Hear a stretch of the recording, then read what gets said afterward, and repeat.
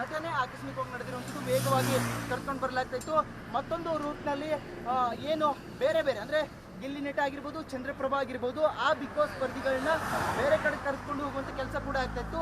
ಒಂದು ಭಾಗದಲ್ಲಿ ಪೊಲೀಸರ ಒಂದು ಭದ್ರತೆಯಲ್ಲಿ ಕರ್ಕೊಂಡು ಹೋಗುವಂಥ ಅಂದರೆ ಬಿಗ್ ಬಾಸ್ ಸಿಬ್ಬಂದಿಗಳ ಜೊತೆಗೆ ಈ ಒಂದು ಅವ್ರನ್ನ ಕಳಿಸಲಾಗ್ತಾ ಇತ್ತು. ಅಂತ ಸಂದರ್ಭದಲ್ಲಿ ಈ ರೀತಿಯಾದಂತಹ ಆಕಸ್ಮಿಕ ಘಟನೆ ನಡೆದಿರುವಂಥದ್ದು ತಾವು ದೃಶ್ಯಗಳಲ್ಲಿ ಗಮನಿಸ್ತಾ ಇರಬಹುದು.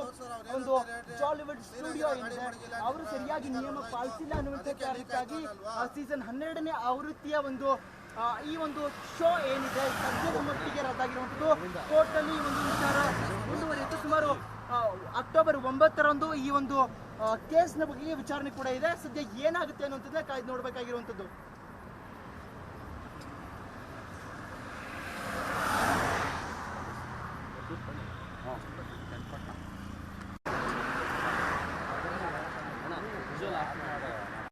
ಜನ ಇದ್ದಾರೆ ಅನ್ನುವಂತ ಮಾಹಿತಿ ಈಗ ಲಭ್ಯವಾಗ್ತಾ ಇರುವಂತದ್ದು. ಸ್ಪಂದನ ಇದ್ದಾರೆ, ಹಾಗೆ ಸ್ಪರ್ಧಿಗಳಿದ್ದಾರೆ, ಅಭಿಷೇಕ್ ಅವರಿದ್ದಾರೆ. ದೃಶ್ಯಗಳಲ್ಲಿ ನೋಡಬಹುದು ಸ್ಪಂದನ ಅವರು ಕಾಣ್ ಸಿಗ್ತಾ ಇದ್ದಾರೆ. ಸಂಕಷ್ಟ ಮತ್ತೊಂದು ಬೇರೆ ಕೆಲಸ ಕೂಡ ಆಗ್ತಾ ಇರುವಂತದ್ದು ದೃಶ್ಯಗಳಲ್ಲಿ ತಾವು ಗಮನಿಸಬಹುದು. ಈಗಾಗಲೇ ಆ ಒಂದು ಕಂಟೆಸ್ಟೆಂಟ್ಗಳ ಶಿಫ್ಟ್ ಮಾಡುವಂತ ಕೆಲಸ ಆಗ್ತಾ ಇರುವಂತದ್ದು. ಅಭಿಷೇಕ್ ಗೌಡ, ಧನುಷ್, ಹಾಗೆ ಸ್ಪಂದನ, ಹಾಗೆ ಅಶ್ವಿನಿ ಅವರನ್ನ ಶಿಫ್ಟ್ ಮಾಡುವಂತ ಕೆಲಸ ಆಗ್ತಾ ಇದೆ.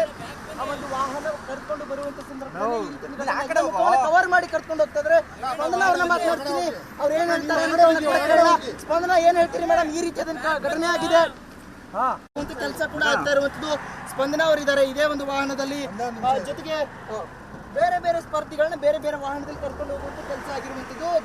ಧನುಷ್ ಹಾಗೆ ಅಭಿಷೇಕ್ ಕೂಡ ಮತ್ತೊಂದು ವಾಹನದಲ್ಲಿ ಇರುವಂತದ್ದು.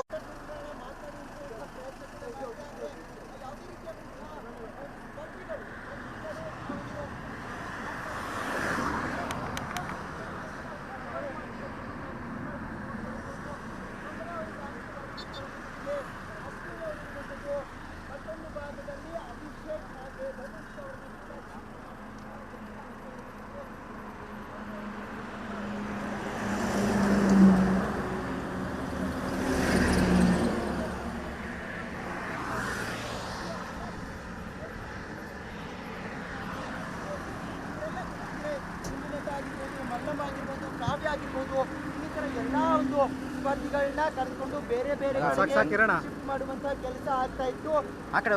ದೃಶ್ಯಗಳಲ್ಲಿ ನೇರವಾಗಿ ಎಕ್ಸ್ಕ್ಲೂಸಿವ್ ಆಗಿ ನೋಡ್ತಾ ಇರಬಹುದು. ಅಭಿಷೇಕ್ ಅವ್ರನ್ನ ಕೂಡ ಆ ಒಂದು ಕಾರ್ನಲ್ಲಿ ಕೂರಿಸಲಾಗ್ತಾ ಇರುವಂತದ್ದು. ಬೇರೆ ಕಡೆಗೆ ಅವ್ರನ್ನ ಕರ್ಕೊಂಡು ಧನುಷ್ ಗೌಡ